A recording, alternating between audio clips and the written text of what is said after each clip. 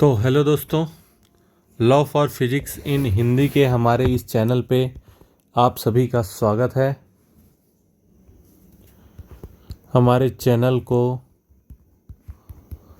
Subscribe करें, like करें और शेयर करें। ठीक है दोस्तों, चलो तो आज हम चालू कर रहे हैं हमारा लेक्चर नंबर 3, है ना, पीजीटी फिजिक्स का। हम बेसिकली तैयारी कर रहे हैं जो सीजी व्यापम द्वारा जो कंडक्ट किया जाएगा एग्ज़ाम, उसके बारे में। हम जान रहे हैं कि सीजी टेट जो है हमारा वो कंप्लीट हो चुका है, पेपर हो चुका है सीजी टेट का। इसी का इंतज़ार था दोस्तों पोस्ट आने के लिए। अब जल्द से जल्द तुरंत पोस्ट आएगी, है ना, नोटिफिकेशन जल्दी जारी होने वाला है। तो हम कोशिश करेंगे कि हर दिन एटलीस्ट एक लेक्चर डालें, ताकि लगभग 100 लेक्चरों में हमारा ये पीजीटी फिजिक्स का जो हमारा फिजिक्स का सिलेबस है वो कंप्लीट हो जाए, है ना। चलो तो हम बढ़ते हैं हमारे यूनिट नंबर 1 के लिए, बेसिक मैथ्स।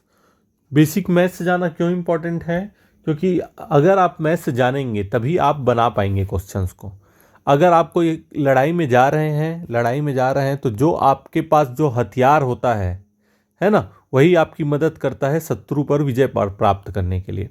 तो उसी प्रकार से जो मैथ्स है वही हथियार होता है फिजिक्स की लड़ाई में। अगर आपका मैथ्स स्ट्रांग है ना, आपके तलवार में धार है, आप अच्छे से डिफरेंशिएशन, इंटीग्रेशन और बाकी मैथ्स के फॉर्मूले जानते हैं, तो आप अच्छे से फिजिक्स के न्यूमेरिकल्स बना पाएंगे। क्योंकि 50% न्यूमेरिकल आने की संभावनाएं रहती हैं और हम छत्तीसगढ़ वासियों से न्यूमेरिकल नहीं बनते हैं। तो जिसका न्यूमेरिकल अच्छा, उसके सिलेक्शंस के चांसेस पक्के। ठीक है, तो चलिए दोस्तों देखते हैं बाइनोमियल थ्योरम। फर्स्ट चीज क्या होता है बाइनोमियल थ्योरम? सिंपल सा है। अगर ये ऐसा कोई पॉलिनोमियल लिखा हुआ है 1 + x, है ना, कि पावर 2 है, 3 है, 4 है, 10 है, 15 है, उससे मतलब नहीं है। तो क्या होता है, अगर x की वैल्यू बहुत ज़्यादा कम है, x की वैल्यू क्या है, बहुत ज़्यादा कम है अगर, है ना, तो क्या होगा, जो ये 2 है इसको यहाँ सामने ले आते हैं, तो ये क्या हो जाएगा, 1 + 2x हो जाएगा दोस्तों। ठीक है, तो ऐसे ही कैसे कर सकते हैं, देखो अगर पावर n है तो ये क्या हो जाएगा, 1 - nx। अगर ये -n है तो 1 प्लस क्यों आ गया, माइनस माइनस क्या हो गया, प्लस हो गया, और ये nx हो गया। अगर ये यहाँ पे आएगा तो क्या हो जाएगा, 1 - nx, ऐसे। तो हम ऐसे कर सकते हैं, इसको बोलते हैं बाइनोमियल थ्योरम, है ना दोस्तों। चलो आगे बढ़ते हैं। और कुछ आईएमपी फॉर्मूले होते हैं, देखो, जैसे a + b का होल स्क्वायर, ये क्या होगा, a का स्क्वायर + b का स्क्वायर + 2ab। ठीक है, वैसे ही अगर माइनस है तो यहाँ पे क्या लग जाएगा, एक माइनस लग जाएगा दोस्तों। ठीक है, अगर ब्रैकेट में a का स्क्वायर - b का स्क्वायर है तो इसको कैसे लिख सकते हैं, a + b a - b, bracket में a + b, ब्रैकेट में a - b। ठीक है, अगर ये तो स्क्वायर टर्म्स थे सारे, अगर क्यूब वाले आ जाए तो कैसे लिखेंगे, देखो, a + b की होल क्यूब, तो a का क्यूब + b का क्यूब + 3ab, ब्रैकेट के अंदर में a + b। ठीक है, वैसे ही देखो a - b का होल क्यूब, तो ये कैसे होगा, a का क्यूब - b का क्यूब - 3ab, ब्रैकेट के अंदर में a - b। ठीक है, वैसे ही देखो a क्यूब + b क्यूब है, तो ये कैसे होगा, a + b, ब्रैकेट के अंदर में a का स्क्वायर + b का स्क्वायर - ab। ठीक है, और अगर a क्यूब - b क्यूब है तो इसको ऐसा लिख सकते हैं दोस्तों। तो ये सारे फार्मूले आपको याद करने हैं, ये हैं आईएमपी फार्मूले। ठीक है, ठीक, चलो आगे बढ़ते हैं, है ना। चलो एपी सीरीज में आते हैं, अर्थमेटिक प्रोग्रेशन में। ठीक है, ये क्या होता है अर्थमेटिक प्रोग्रेशन? ये सीरीज होती है कुछ टर्म्स की, जिसमें पहला टर्म और दूसरे टर्म में इस डी का अंतर होता है, कुछ एक पर्टिकुलर चीज का अंतर होगा। उसी चीज के अंतर को फिर से जोड़ दोगे तो तीसरा टर्म बन जाएगा, उसी चीज को फिर से जोड़ दोगे तो ये क्या बन जाएगा, चौथा टर्म बन जाएगा।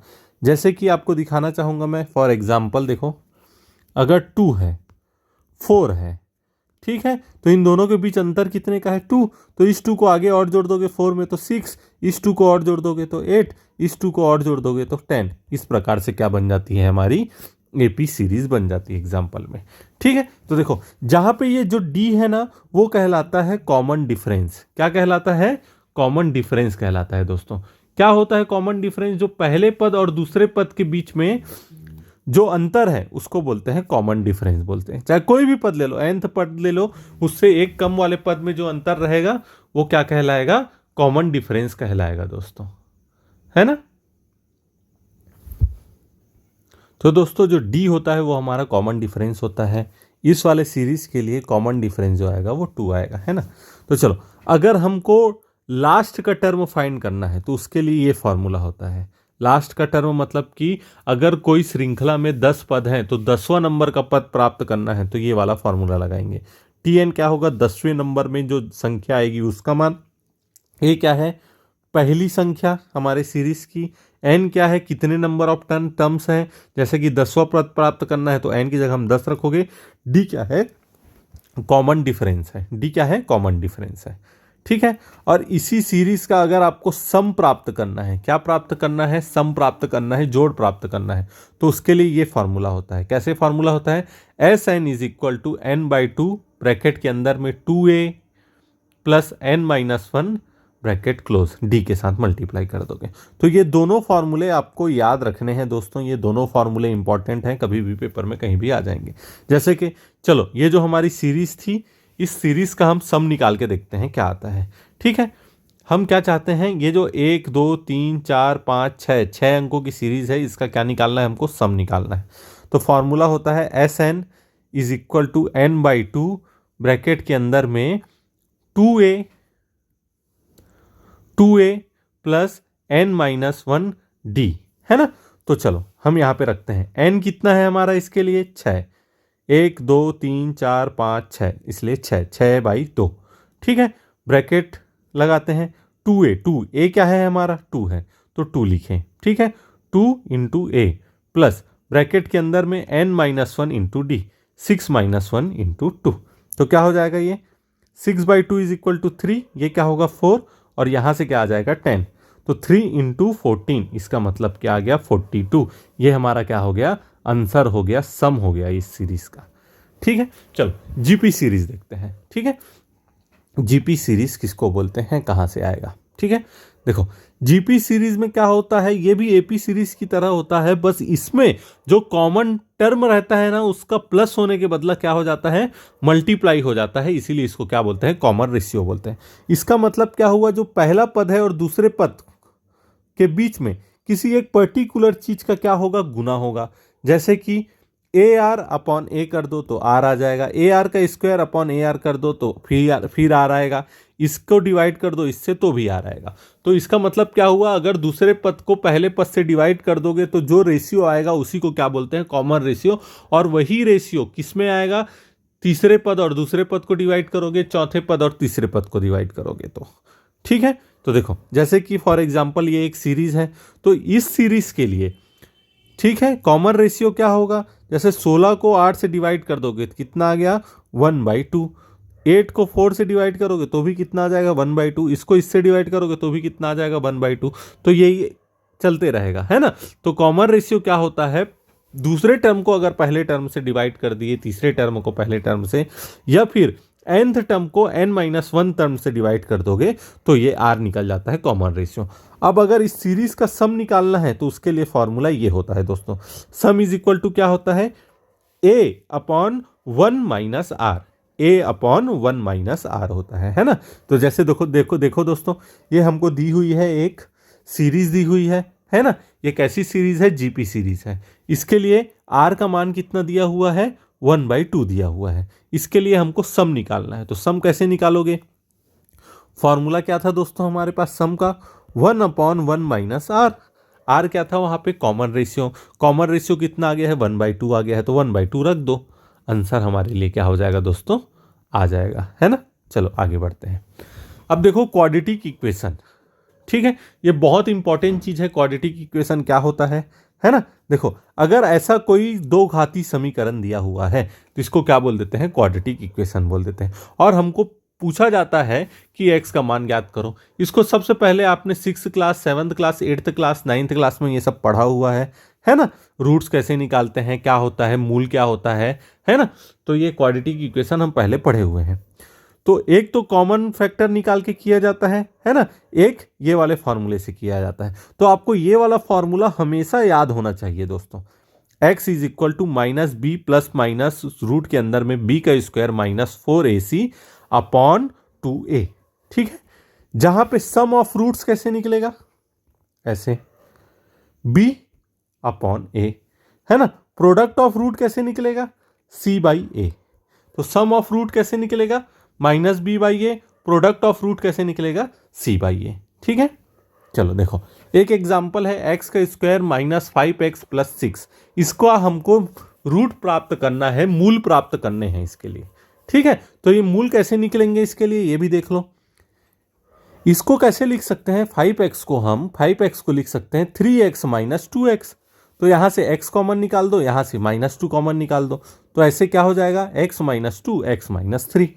तो x क्या हो जाएगा फिर 2 और 3, है ना। ये तो हमारा नॉर्मल फार्मूला हो गया, नॉर्मल जैसे हम निकालते हैं वैसा हो गया। लेकिन हम अगर फार्मूला का यूज करके निकालना चाहते हैं तो x इज इक्वल टू क्या होगा, minus B plus minus root के अंदर में b का square minus 4ac upon 2a। जहां पे b क्या होगा, ये वाला टर्म b होगा, इसके साथ जो होगा वो a होगा, और यहां पे जो होगा वो c होगा। आप सबका मान यहां पे रखेंगे, आपको आंसर मिल जाएगा। ठीक है दोस्तों, चलो आगे बढ़ते हैं। देखो अब पढ़ते हैं लॉग के बारे में, लॉगरिथम के बारे में। लॉग क्या होता है, हमको ये चीज़ बहुत बार काम आएगी जब जब आप थर्मोडायनेमिक्स पढ़ेंगे या जब जब किसी भी चीज़ का न्यूमेरिकल बनाएंगे, कहीं भी लॉग आ जाता है, तो इसलिए ये बहुत ज़्यादा इंपॉर्टेंट है। ठीक है, तो देखो लॉग होते हैं दो प्रकार के। पहला होता है ई के बेस में लॉग। ई के बेस में लॉग को बोलते हैं क्या चीज़, नेचुरल लॉग। क्या बोलते हैं, नेचुरल लॉग। इसी को ln x के रूप में भी व्यक्त कर देते हैं। कुछ लॉग 10 के बेस में भी होते हैं। ठीक है, ठीक, देखो तो ये नेचुरल लॉग को अगर आपको 10 के बेस वाले लॉग में कन्वर्ट करना है तो इस चीज का क्या कर देते हैं, मल्टीप्लाई कर देते हैं। 2.303 का क्या कर देते हैं, मल्टीप्लाई कर देते हैं। ठीक है, अगर लॉग a इंटू बी है और इसको अलग अलग करना है तो क्या लिख सकते हो, log a plus log b लिख सकते हो। लॉग a अपॉन बी है, इसको क्या लिख सकते हो, log a minus log b लिख सकते हो। लॉग a की पावर n है तो इसको क्या लिख सकते हो, n लॉग a लिख सकते हो, है ना। e की power x is equal to y है तो किसको क्या लिख सकते हो, x is equal to log y, ऐसा लिख सकते हैं, है ना। तो ये लॉग के कुछ फॉर्मूले हुए। और ये देखो लॉग a के बेस में a है तो इसको 1 लिख सकते हैं, लॉग e के बेस में 1 है तो इसको 0 लिख सकते हैं। ठीक है, और कुछ इंपॉर्टेंट प्रॉपर्टी देखो, 2 की पावर इन्फिनाइट है तो वो इन्फिनाइट ही होगा, e की पावर इन्फिनाइट है तो इन्फिनाइट होगा। लेकिन 1 की पावर इन्फिनाइट है तो वो क्या होगा, 1 होगा। e की पावर माइनस इन्फिनाइट है तो 0 होगा, किसी भी की पावर माइनस इन्फिनाइट है तो वो 0 होगा। ठीक है, और e की पावर 0 है या किसी भी की पावर 0 है तो वो हमेशा क्या होता है, 1 होता है। ठीक है, अब देखो IMP रूट्स, इसको भी आपको याद रखना है कि कहीं कहीं पे न्यूमेरिकल बनाने के टाइम में ये रूट्स आएंगे आपके, और इन रूट्स को आपको याद रखना है। जैसे रूट 121 11 का होता है, 12 का 144 होता है, 13 का 169 होता है, 14 का 196 होता है, 15 का 225 होता है, 16 का 256 होता है, 20 का 400, 30 का 900, है ना। 0.64 का 0.8, 0.16 का होता है 0.4, है ना। तो ये चीज़ को आपको याद रखना है। अब देखो हम आते हैं ट्रिग्नोमेट्री फार्मूला में। ट्रिग्नोमेट्री फार्मूला में, है ना, ट्रिग्नोमेट्री फार्मूला ये भी बहुत बार इंपॉर्टेंट है। हर जगह जहां न्यूमेरिकल बनाओगे वहां ट्रिग्नोमेट्री आएगी। तो साइन का square, sine square theta plus cos square theta क्या होता है, 1 होता है। 1 plus tan square theta is equal to sec square theta होता है। 1 plus cot square theta is equal to cosec square theta होता है। साइन 2 थीटा का मान क्या होता है, 2 sine theta into cos theta होता है। कॉस 2 थीटा क्या होता है, 2 कॉस स्क्वायर थीटा माइनस 1 होता है ना। और इसी को क्या लिख सकते हैं, 1 माइनस 2 साइन स्क्वायर थीटा, इसी को क्या लिख सकते हैं, cos square theta minus sign square theta. तो आपको ये फॉर्मूले याद होने चाहिए, है ना। साइन ए प्लस माइनस बी है तो एक बार प्लस लेके देख लेते हैं, साइन ए प्लस बी तो क्या हो जाएगा, sign A cos B plus cos A sine B. और साइन ए माइनस बी है तो sign A cos B minus cos A sine B, है ना। तो इसी प्रकार से ये सारे फॉर्मूले आपको याद करने हैं दोस्तों। आप चाहें तो इसका स्क्रीनशॉट ले सकते हैं, आप स्वतंत्र हैं, आप स्क्रीनशॉट ले लें, है ना। और इन सारे फार्मूलों को आपको याद करना है। ठीक, अब देखो इसके बाद आती है टिग्नोमेट्री टेबल। टिग्नोमेट्री टेबल अगर आपको कहीं पे न्यूमेरिकल में फंसे हो, पूछ रहा है वो साइन 30 का मान क्या होता है, साइन 45 का मान क्या होता है, तो इंस्टेंट आपको याद करने के लिए कैसे करना है आपको, देखो एक ऐसा टेबल बनाना, ऊपर में लिखना 0, 30, 45, 60, 90, इधर sine theta, cos theta, tan theta लिखना, यहाँ पे 0, 1, 2, 3, 4 लिखना। इसके बाद नीचे में यहाँ पे ना सबके 4 लगा देना, और 4 लगाने के बाद में रूट लगा देना ऐसे सब में। जो वैल्यू आएगी इसकी वही किसकी वैल्यू हो जाएगी, साइन थीटा की। 0/4 0 होगा, 0 का रूट निकालोगे तो भी 0 होगा। रूट में 1/4 का मान होगा 1/2, ऐसे ऐसे आप इसको निकाल सकते हो। कॉस का निकालना होगा तो कैसे करोगे, जस्ट उल्टा लिख दो, यहाँ पे 0 है तो यहाँ पे 0 लिख दो, यहाँ पे 1/2 है तो यहाँ पे 1/2 लिख दो, यहाँ पे 1/√2 है तो यहाँ पे 1/√2 लिख दो, यहाँ पे √3/2 है तो यहाँ पे √3/2 लिख दो, यहाँ पे 1 लिख दो। tan निकालना रहेगा तो tan क्या होता है, sine theta upon cos theta, तो दोनों को डिवाइड कर दो। 1/0 कितना हो जाएगा, 0 ही हो जाएगा। 1/2 और √3/2 कितना हो जाएगा, √3 हो जाएगा। ये कितना हो जाएगा, 1 हो जाएगा, है ना। ये क्या हो जाएगा, 1/√3 होगा ये वाला, और ये क्या हो जाएगा, √3 हो जाएगा, और ये 1/0 कितना हो जाएगा, इन्फिनाइट हो जाएगा। तो उसी प्रकार से ये होती है साइन, कॉस, टेन, कोसेक, सेक, कॉट की टेबल, आपको ये याद कर लेनी है ना।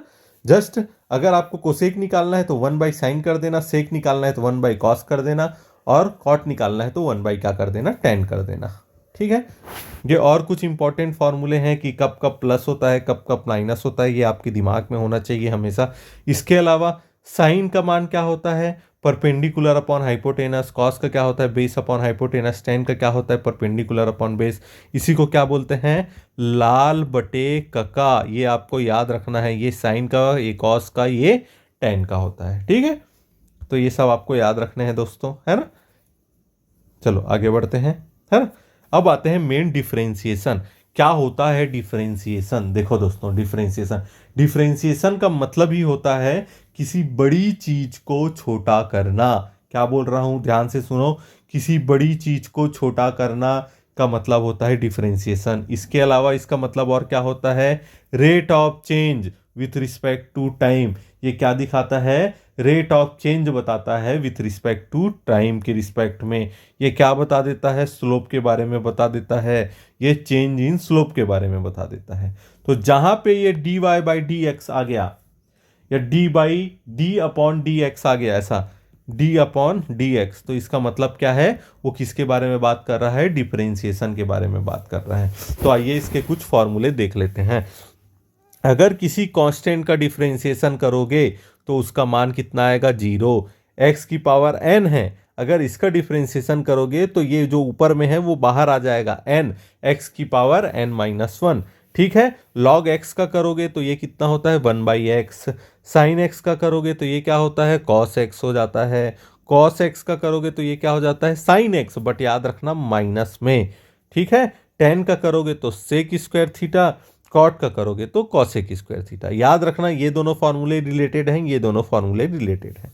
ठीक है, चलो आगे बढ़ते हैं। सेक का करोगे तो sec x tan x, cosec x का करोगे तो minus cosec x cot x. E की पावर एक्स का करोगे तो ई की पावर एक्स ही रहता है, उसमें कोई परिवर्तन नहीं होता है।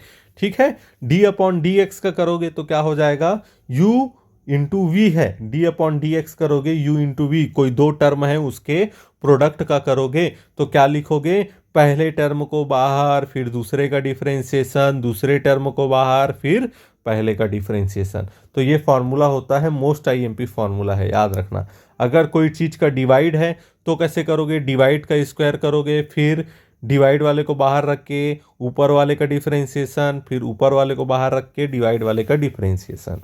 ठीक है, अगर कोई पॉलिनोमियल है जैसे कि ax + b है तो इसका डिफरेंशिएशन क्या होगा, a बाहर निकल जाएगा कॉमन, a d/dx x का होगा, और b का करोगे तो वो क्या हो जाएगा, 0 हो जाएगा। चलिए दोस्तों, अब देखते हैं मैक्सिमा और मिनिमा का कॉन्सेप्ट। ठीक है, ये ग्राफ बना हुआ है, एक इस ग्राफ का सबसे ऊंचा चोटी क्या कहलाता है, मैक्सिमा। इस ग्राफ का सबसे नीचा चोटी क्या कहलाएगा? मिनिमा। ठीक है, किसी भी ग्राफ का maximum point maxima, minimum point minima कहलाएगा। तो हम इसको किसी ग्राफ के इक्वेशन से निकालना है, तो वो निकालने के लिए क्या किया जाता है, मान लो कि y को इक्वेशन दिया हुआ है ग्राफ का, तो इस इक्वेशन को एक बार डिफरेंशिएशन करके 0 के इक्वल रख दोगे, दूसरे बार डिफरेंशिएशन करोगे, है ना, दूसरे बार डिफरेंशिएशन करोगे, अगर ये निगेटिव आया, क्या आया? निगेटिव आया, तो क्या हो जाएगा? इसका मतलब निगेटिव आया, मतलब स्लोप क्या था? निगेटिव। इसका मतलब ये क्या हो गया? मैक्सिमा। ठीक है, अगर 2 बार डिफरेंशिएशन करने पे पॉजिटिव आ रहा है, क्या आ रहा है? पॉजिटिव। इसका मतलब क्या हो गया? यहाँ पे स्लोप क्या है? पॉजिटिव। सिंपल सी बात है, अगर स्लोप पॉजिटिव है तो मिनिमा, स्लोप नेगेटिव है तो मैक्सिमा। स्लोप निगेटिव है, इसका मतलब क्या है? देखो, अगर आप यहाँ पे खड़े हो, किसी बॉल को छोड़ोगे तो ये नीचे ही जाएगी ना, नीचे ही जाएगी, मतलब इसका स्लोप क्या है? निगेटिव। कोई भी मैक्सिमा पॉइंट होगा तो उसका स्लोप आगे क्या होगा दोस्तों? निगेटिव। और कोई भी मिनिमा पॉइंट होगा, यहाँ पे अगर बॉल फेंकोगे तो इसको ऊपर जाने में काम करना पड़ेगा, इसको ऊपर जाएगी, ये ऊपर जाएगी, इसका मतलब ही क्या है? स्लोप क्या है? पॉजिटिव है। तो अगर कहीं पे स्लोप निगेटिव आ रहा है, इसका मतलब वो क्या है? मैक्सिमा। स्लोप निगेटिव आ रहा है, इसका मतलब क्या है? वो मैक्सिमा। स्लोप पॉजिटिव आ रहा है, इसका मतलब क्या है? मिनिमा। ठीक है, चलो अब देखते हैं इंटीग्रेशन। इंटीग्रेशन क्या है? जस्ट रिवर्स प्रोसेस है किसका? डिफरेंशिएशन का। इंटीग्रेशन क्या है? जस्ट रिवर्स प्रोसेस है किसका? डिफरेंशिएशन का। जैसे x की पावर n का डिफरेंशिएशन करोगे तो क्या होता है? ये x की power n+1 upon n+1 plus सी, एक कांस्टेंट चीज जुड़ जाता है इसमें। याद रखना, किसी भी फंक्शन का डिफरेंशिएशन किए, किसी भी फंक्शन का डिफरेंशिएशन किए, ठीक है, तो मान लो f डैश x आया, और इसी f डैश x का अगर इंटीग्रेशन कर दोगे, क्या कर दोगे? इंटीग्रेशन कर दोगे, तो वापिस क्या आ जाएगा? fx आ जाएगा। इसका मतलब क्या हुआ? डिफरेंशिएशन और इंटीग्रेशन आपस में रिवर्सेबल हैं। अगर किसी भी चीज, मान लो f(x) is equal to x है, इस x का मैं क्या कर दूं?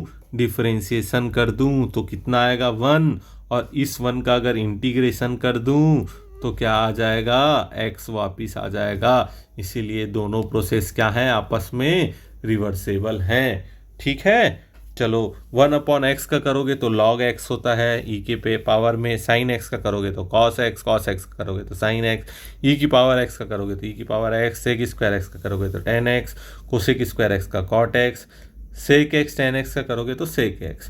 तो यहाँ से देखो, इन सब का अगर इंटीग्रेशन करोगे तो एक डिफरेंशिएशन करोगे तो वापिस इधर के टर्म्स आ जाएंगे, और इधर के टर्म का इंटीग्रेशन करोगे तो इधर के टर्म आ जाएंगे। ठीक है, तो ये फार्मूले आपको सारे के सारे क्या रखने हैं? याद रखने हैं। खास करके कौन से फार्मूले? ये दोनों फार्मूले। ठीक है, इसमें क्या किया जाता है? एक को बाहर रख के दूसरे का इंटीग्रेशन, दूसरे को बाहर करके पहले का इंटीग्रेशन।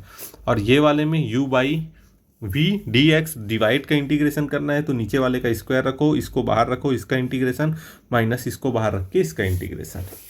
ठीक है, देखो बेसिक ज्योमेट्री है, इसको आपको पढ़ना है कि क्या होता है, कैसा होता है। ये एकदम बेसिक लेवल का है, 5th लेवल का, इसलिए इसको छोड़ के आगे बढ़ रहा हूँ दोस्तों मैं, है ना। आप स्क्रीनशॉट लेके पढ़ सकते हैं कि इसका एरिया क्या होगा, सरकमफेरेंस क्या होगा, है ना। चलो, तो इसी के साथ हमारा आज का यूनिट नंबर 1 क्या था? बेसिक मैथ्स हमारा क्या हुआ? कंप्लीट हुआ, कंप्लीटेड। मैं चाहता हूं कि आप इसको रिवाइज करें, लेक्चर को बार बार देखें, है ना, और हमारे चैनल के वीडियो को लाइक करें, सब्सक्राइब करें, और क्या कर दें दोस्तों? शेयर कर दें, ताकि मैं आपके लिए रोजाना एक ऐसी वीडियो ला सकूं जो आपको पीजीटी फिजिक्स टीचर बनने की तरफ, लेक्चरर बनने की तरफ क्या ले जाते जाए दोस्तों? आगे ले जाते जाए। ठीक है, तो मैं चाहता हूं कि आप लोग हमारे इस चैनल को लाइक करें, सब्सक्राइब करें और शेयर करें। और इसके साथ ही अगर आपको जो PDF अगर चाहिए हो तो आप नीचे कमेंट कीजिएगा, है ना। हम देखते हैं अगर PDF अवेलेबल कराना पॉसिबल होगा तो हम इसके लिए PDF भी अवेलेबल करा देंगे। ठीक है, तो हमारे चैनल को लाइक करें, सब्सक्राइब करें, शेयर करें। आपको इसके लिए अभी फ़िलहाल कोई भी पैसा नहीं मांगा जा रहा है। सिर्फ क्या करना है, आपको चैनल को लाइक करना है, सब्सक्राइब करना है और शेयर करना है, ताकि आप इस चैनल को दूसरे लोगों तक पहुंचा सके, ताकि उनकी भी मदद हो सके और हमारा चैनल, हमारा परिवार और आगे बढ़ सके। ठीक है दोस्तों, थैंक यू, है ना। सब्सक्राइब करना मत भूलना और लाइक करना और शेयर भी। ठीक।